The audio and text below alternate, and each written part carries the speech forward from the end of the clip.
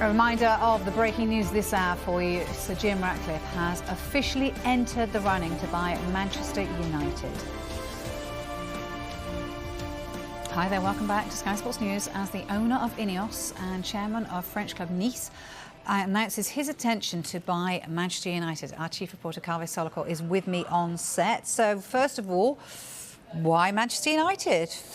Why Manchester United? Because Sir Jim Ratcliffe has always made it clear that he wants to buy a Premier League club. A few years ago, he said, no, Premier League clubs are overvalued, which is why he went and bought Nice, the French club, for about 100 million euros. He said, I'm not going to spend billions of pounds on a Premier League club. But his attitude has changed over the past few years. He's somebody whose company has a lot of interest in different sports. He is somebody who grew up being a Manchester United supporter. Even though he regularly goes to watch Chelsea, I think he had season tickets at Stamford Bridge as well. Last year, when Chelsea were put up for sale, he actually tried to buy Chelsea. He made a very, very late bid. I think after the deadline, he put in a bid worth up to £4.25 billion. And that bid was... How much did you say, 4.2 billion? £4.25 billion. Which matched the winning bid, I think, for Chelsea. Exactly what it went for, wasn't it? But basically, he'd missed the deadline and he hadn't been properly involved in the sale process. But this time round, as far as Manchester United are concerned, he's the first person to show his hand. And he's doing everything exactly properly. The owners of Manchester United, the Glazer family, have appointed Rain Group, the investment bank, who are also in charge of selling Chelsea on behalf of Roman Abramovich. They're handling the sale. And they've said, look, if you want to buy Manchester United, you need to get in touch with us. And then we'll check you out. If you're serious, you'll enter the process. You'll get to look at the books, confidential numbers, and then you can put in a bid. And once we've got all the bids in, we'll check all the bids out and we'll choose the winner. And this process, I think, has obviously started. Sir Jim Ratcliffe and INEOS are the first people to come out publicly and say, yes, we are formally involved in this process. And I think what we'll see now is more people showing their hands, more people getting to look at the books. And then I think next month, we'll start hearing about different bids that have been made. And I think we would anticipate Manchester United probably changing hands before the end of the season, if the club is sold 100%. Because the owners, the Glazer family, have said, look, we are looking for new investors. Yeah, they've not quite said. They've not said, but you don't want to say something's for sale, because if you say something's for sale, it makes it look as if you're desperate to sell, which could mean that you won't get such a good price for it. But they are saying that we're looking for investors. We are conducting a strategic review. Old Trafford needs to be refurbished. The training ground needs work doing on it. More investment in the squad as well. But very, very significant that Sir Jim Ratcliffe has shown his hand. And he is somebody who grew up being a Manchester United supporter. That will be important for a lot of United supporters. But the fact that he held a Chelsea season ticket holder, they're just going to have to get over that bit. Who does he support? Who's his team then? That's what we need to know, right? I think, to be fair to him, there are some football fans. If you're rich enough and you live in West London, even if you are a Manchester United supporter, maybe your children support Chelsea. Your children want to watch Premier League games regularly. You don't have the time to be able to go to Old Trafford the whole time, so you get a season ticket at Chelsea. So I think he grew up being a Manchester United supporter.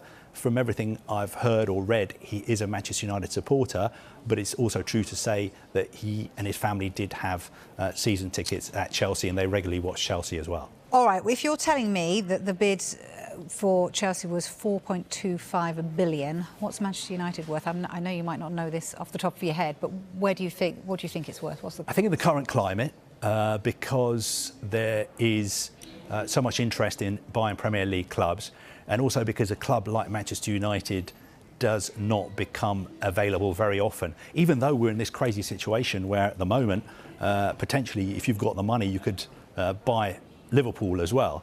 That's a different story. But how much would Manchester United cost? OK, Chelsea, it was £2.5 billion plus a commitment to spend another £1.75 billion on investing in the club and the infrastructure. Okay. So in total, a commitment of £4.25 billion.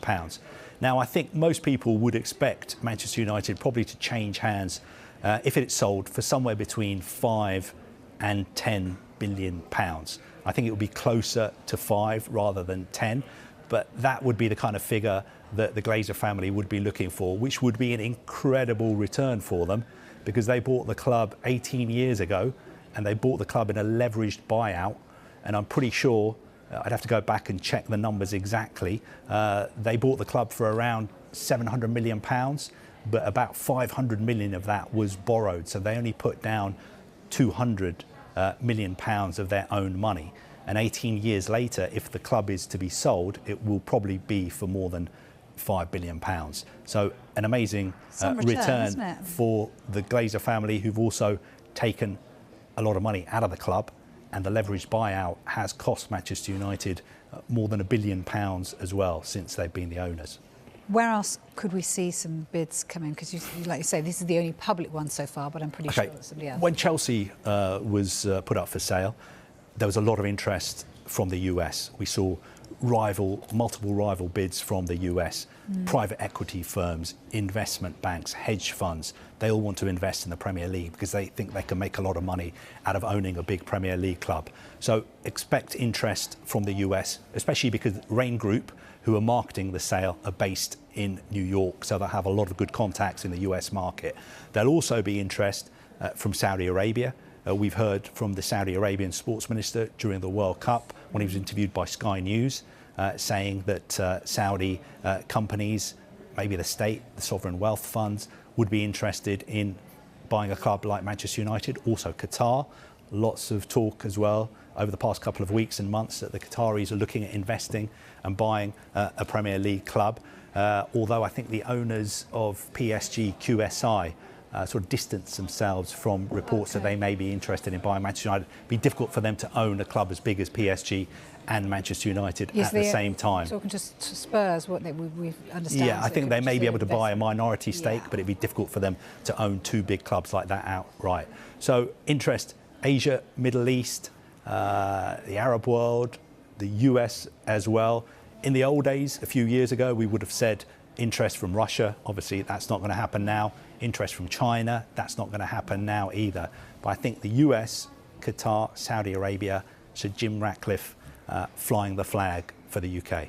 All right, brilliant stuff as always. Thank you so much, Kaveh.